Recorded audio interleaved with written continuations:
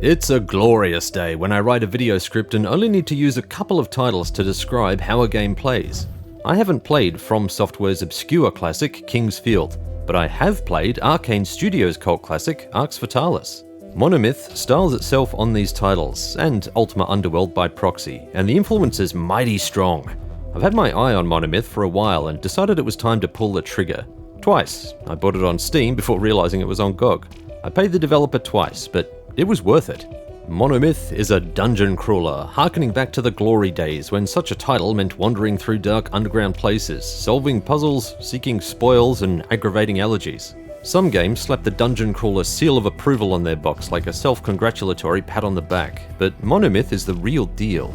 An undying storm ravages the world in Monomyth, which has forced humanity underground to scrape an existence from the mildew and mushrooms. Players are a noble who arrives at the ancient fortress of Lysandria, seeking their lost brother and an artifact which is rumoured to end the apocalyptic storms and allow humans to see sunlight once more.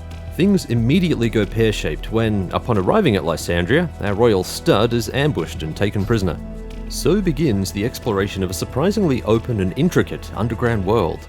Once players leave the starting area, they stumble into a deceptively large cavern and are left to explore. Many routes are initially blocked by locked doors or barriers, but you'll discover ways to open or bypass these obstacles over the course of the early access build.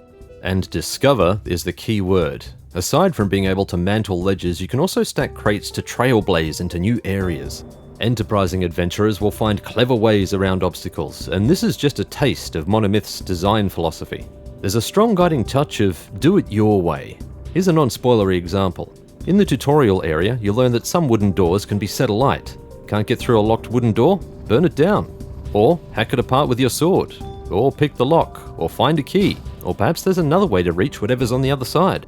Discovery is at the heart of the Monomyth experience. You're taught to fish and you're taught that putting raw food near a fire will cook it, but you're never told how to make pies, how to bypass magic barriers. And you're not told what this is, or how it works. There's much mystery in the expansive Lysandrian caverns, awaiting the brave and foolish to prove their mettle. Monomyth is unapologetic about not holding your hand. The inhabitants will tell you what they know about a given subject, but they often won't know enough to spell out a solution, and you'll need to solve things on your own. I loved the alien mystery of these labyrinthian caverns and their strange magical glyphs, and I appreciated being able to flex my curiosity. Observation and exploration were enough to get me past all major puzzles, and many of the minor ones too, and I felt clever for solving some of them. This is a strong selling point, that whimsical sense of experimentation which seems to roll call as absent from many games these days. Little is explained, there's much to figure out. A basic pairing system allows certain objects to be used on specific areas of the environment. An obvious example is using a lever handle on an incomplete lever mechanism, or inserting a glyph key into a special lock, but there are many more examples of environmental interactivity. Discover them for yourself, I won't spoil them. There's fun stuff to discover, and if you enjoy this sort of detail, then I have no doubt that you'll love messing around in Monomyth. A classless leveling system lets you invest attribute and skill points into whatever takes your fancy. I invested in a thief-archer-mage hybrid and sprayed points into various skills, yet I never felt that the haphazard investments held me back. Instead, they informed how I tackled encounters, and I played to those strengths. There's a modest selection of skills to sink points into, ranging across athletics to stealth, lockpicking, speech, and combat and magic skills. The number of skills is small compared with other role-playing games, but it's easier to focus on the skills you want, and you'll still feel the pinch of limited skill points. I expected combat to suffer most from build mismanagement, but I was pleasantly surprised. Unlike other RPGs which gate weapons behind strength and dexterity requirements, Monomyth lets you heft any weapon and instead applies a damage penalty, or bonus, based on your skills and attributes. I'm 100% behind this system. It feels far more organic and representative of the clumsiness a character would have with unfamiliar weapons. It also rewards diligent adherence to leveling a specific weapon skill. Fights are simple, perhaps overly simple. Players jab, slice, and crush until someone buys the farm. There's a little nuance to it, magic and range weapons to keep your distance, stealth to land a critical hit, and environmental hazards for some creative kills. But, by and large, you'll mash the attack button and manage stamina between swings. I'd love to see more complexity from melee combat. It's very Skyrim in its simplified approach, and that'll appeal for some players, but it doesn't fit the creative tone which the rest of the game is built upon. Perhaps, if we ask nicely, we might get a little Dark Messiah energy in future updates, or possibly improved combat stances and skills, a la the Gothic franchise. The game is in early access, so my criticisms with combat are very much a minor quibble. I enjoyed flinging explosive barrels, crates, and pots at enemies, trying to find fresh ways to take them down. Monomyth has a kick attack, and this is simultaneously the most useful and grossly overpowered action in the game. You can kick jars, pots, and even break barrels with enough kicks, but the kick is a Spartan in combat. This is Sparta! You can kick bipedal enemies down, which opens them up for a few cheeky hits, and you can keep doing this until they're mushroom food. The kick still requires good timing and positioning, but I chuckled at how often I stun-locked enemies by booting them over and over. I wouldn't be surprised if this attack is nerfed in future updates. Players will take every advantage they can get in combat because weapons and armor wear down. Weapons lose condition very quickly, often in a few swings, and preserving their condition for tough fights becomes a puzzle unto itself. Weapons and shields can be repaired by dropping them into a forge to heat them up, then whacking them with a blacksmith's hammer. I'm surprised that this ability isn't gated behind a skill, perhaps it will be in future updates, but it's a nice mechanic which gives melee combat more strategic weight. Looted weapons can also be repaired to improve their value, so there's additional incentive to use the system beyond combat. Sneaking around many encounters is possible, though detection feels spotty. Visual stealth is easy to measure, but oral stealth felt a touch inconsistent. Sometimes enemies would aggro with no clear indicator of why when I snuck up on them. Other times I could walk across a loud marble floor and enemies in the next room didn't seem to care that I was channeling Fred Astaire energy.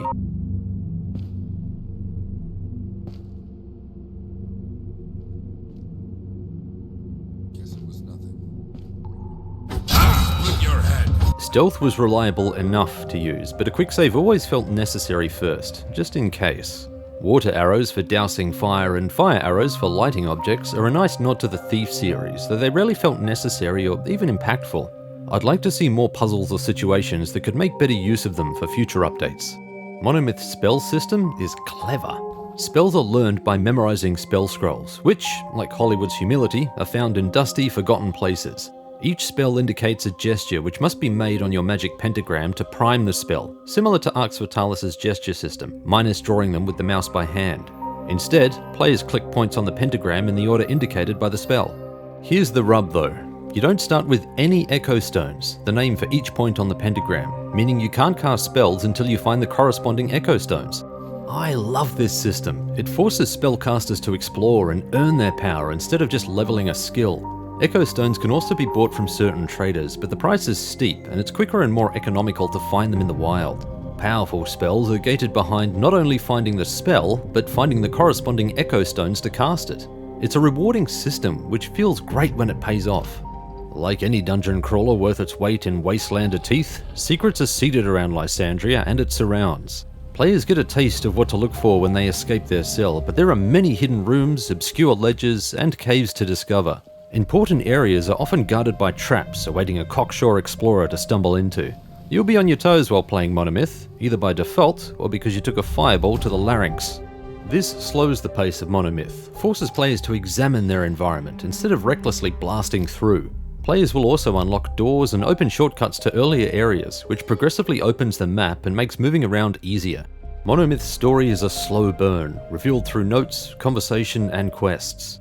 Despite the basic story premise, I became invested in learning about the Lysandrian intrigue and cultish religion with each passage of text. The religious struggles, the recluse leader, the broken blasted world. I was hooked and desired to know more. A section of the game plays out above ground, and I found this area captivating, a glimpse at life above before it was rendered inhospitable. I do wish that the effect of the storms was more prominent, since nothing I saw above ground led me to feel that life was threatened to a degree that would force people underground. No lightning strikes, no grit-laden winds, just roiling clouds, and a distant rumbling promise which never arrived. Perhaps that'll be added in future updates. There was a boss fight of sorts in this area, and I'd love to see more of that in future. The lead up to that fight was intense, and I wasn't sure if my resources would hold out long enough to defeat it. You'll know it when you reach it, because this section could be a potential soft or even hard lock for the unprepared. Monomyth is in early access and isn't without problems. Enemy AI was wonky sometimes and stopped giving chase for no apparent reason, waiting patiently while I filled them with arrows. Their sense of self-preservation was non-existent, and when they couldn't reach me, they'd stand at a gate while I put them down. Arrows were reasonably supplied throughout the early areas of the game, but quickly dried up, making my archer build fold like Disney after a decade of commercial failure. Wait, that hasn't happened yet. I eventually solved the arrow shortage when I reached the Lysandrian fortress and located some traders, but it felt as though bow users were forgotten when loot was placed for many areas. More arrow caches would be really nice. There's also a lack of early offensive spells. Anyone wanting to roleplay a mage must either rely on conventional weapons for a while, or speedrun collecting spell scrolls. This lack of early magic could be by design, but it means that anyone who wants to sink points exclusively into magic won't see a payoff for a while. Some items bestow an attribute bonus, but the bonus isn't listed on the item. Not a big deal, but it should be fixed in future updates. It's never explicitly taught, but resource management is important, and as mentioned earlier, I can see some players hitting a wall because they lack sufficient resources to continue. Minor enemies do appear to respawn occasionally, but it'd be easy for players to accidentally brick their progress, with no way to farm the resources or cash necessary to get what they need. I've deliberately kept the details vague, but the devs and anyone who has finished the early access build should understand what I'm referring to. The final point isn't a negative in my opinion, but your taste may differ. I enjoyed the lack of hand-holding past the tutorial area, but this process of discovery might turn some people away.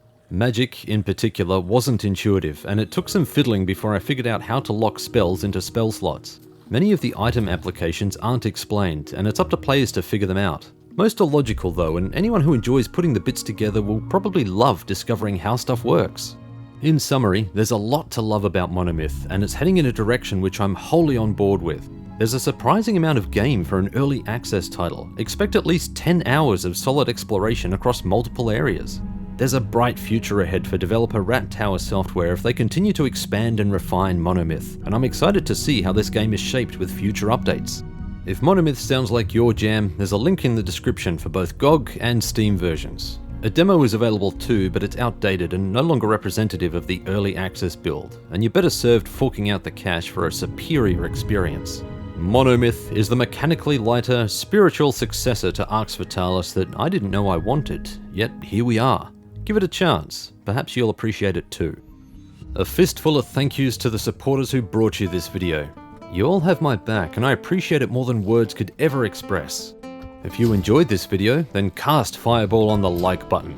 If you dig my style, subscribe to the channel, it helps feed the insatiable nethermore of the YouTube algorithm.